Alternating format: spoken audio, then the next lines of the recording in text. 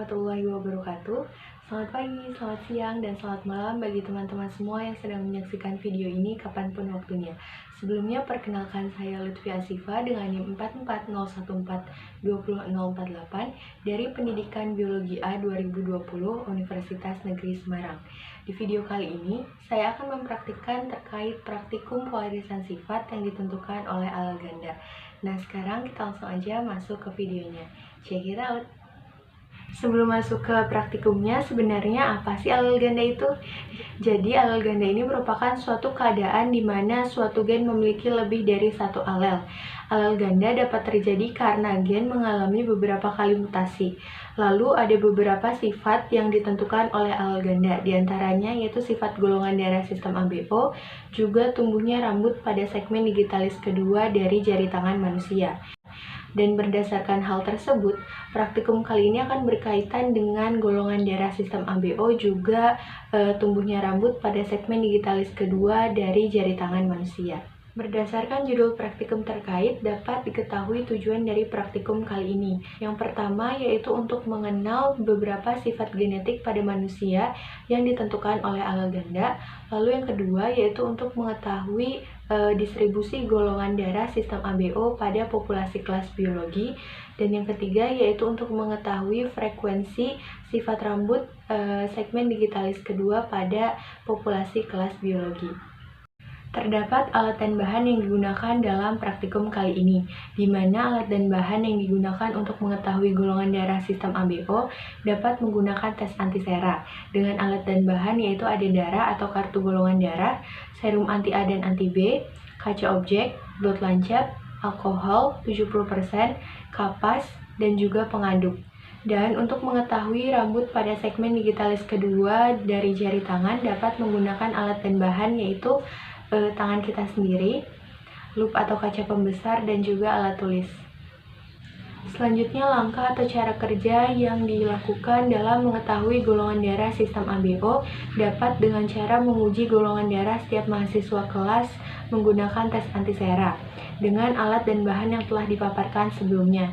Namun, jika setiap mahasiswa sudah mengetahui golongan darahnya masing-masing, maka dapat dilakukan atau dapat dilanjutkan dengan cara kerja selanjutnya, yaitu mengumpulkan data golongan darah dan memasukkan pada tabel pengamatan seperti ini. Lalu dapat menghitung persentase golongan darah dalam satu kelas, yaitu pada kelas Pendidikan Biologi A 2020. Nah, itu dia langkah atau cara kerja dari praktikum untuk mengetahui golongan darah sistem ABO. Maka selanjutnya yaitu langkah praktikum untuk mengetahui rambut pada segmen digitalis kedua dari jari tangan manusia. Langkah atau cara kerjanya yang pertama itu dengan menggunakan lup atau mata yang fokus, amatilah sisi dorsal segmen digitalis kedua pada 10 jari tangan. Ini merupakan segmen digitalis kedua pada 10 jari tangan dan perhatikan ada atau tidaknya rambut pada segmen digitalis ini. Amati dengan seksama apakah ada atau tidaknya rambut pada segmen digitalis kedua. Nah, ini terdapat rambut pada segmen digitalis jari tengah dan juga segmen digitalis jari manis untuk tangan kiri. Amati juga segmen digitalis kedua pada tangan kanan, apakah ada atau tidaknya rambut, dan didapatkan hasil rambut terdapat pada segmen digitalis kedua jari tengah dan juga jari manis. Jika sudah diamati dan didapatkan hasilnya, maka tentukan fenotip serta genotipnya dan masukkan ke dalam tabel pengamatan seperti ini. Dengan ketentuan genotip H1 untuk fenotip rambut terdapat pada semua jari, ibu jari tidak dipakai. Genotip H2 untuk rambut terdapat pada jari kelingking, jari manis, dan jari tengah. Genotip H3 untuk rambut terdapat pada jari manis dan jari tengah. Genotip H4 untuk rambut terdapat pada jari manis. Dan genotip H5 untuk fenotip tidak ada rambut atau tidak tumbuhnya rambut pada semua jari. Lalu, berdasarkan praktikum yang telah dilaksanakan pada kelas Pendidikan Biologi A, maka dapat diperoleh hasil praktikum untuk golongan darah sistem ABO, yaitu sebagai berikut.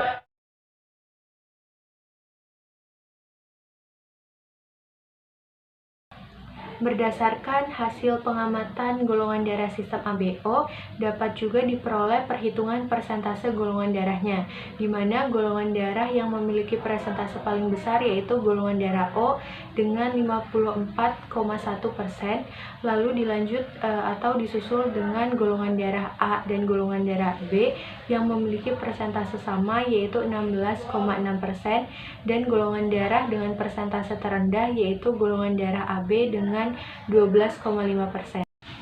Selanjutnya yaitu tabel hasil pengamatan rambut segmen digitalis kedua pada kelas pendidikan biologi A, yaitu sebagai berikut.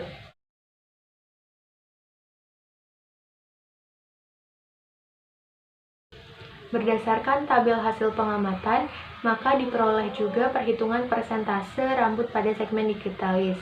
Pada segmen digitalis kanan diperoleh persentase yang terbesar itu terdapat pada alel ganda H5 dengan persentase 41,6%, dan persentase yang terendah itu terdapat pada alel ganda H2 dengan 0%. Dan untuk perhitungan persentase pada rambut segmen digitalis kedua tangan kiri, diperoleh persentase yang tertinggi itu pada alel ganda H5 juga dengan persentase 37,5%, dan persentase terendah terdapat juga pada alel ganda H2 dengan 4,16%.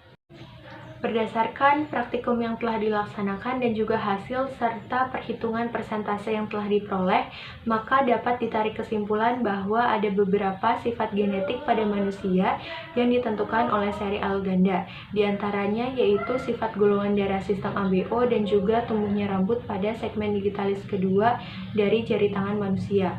Lalu distribusi golongan darah sistem ABO pada populasi kelas pendidikan biologi A 2020 dari yang terbanyak sampai yang tersedikit, yaitu dengan urutan golongan darah O, lalu diikuti golongan darah A dan golongan darah B, dan golongan darah yang paling sedikit yaitu golongan darah AB. Lalu frekuensi sifat rambut pada segmen digitalis pada tangan kanan didominasi oleh genotip H5, dan juga pada frekuensi sifat rambut pada segmen digitalis kedua pada tangan kiri juga sama didominasi oleh genotip H5. Sekian penjelasan praktikum dari saya, kurang lebihnya saya mohon maaf. Terima kasih. Wassalamualaikum warahmatullahi wabarakatuh.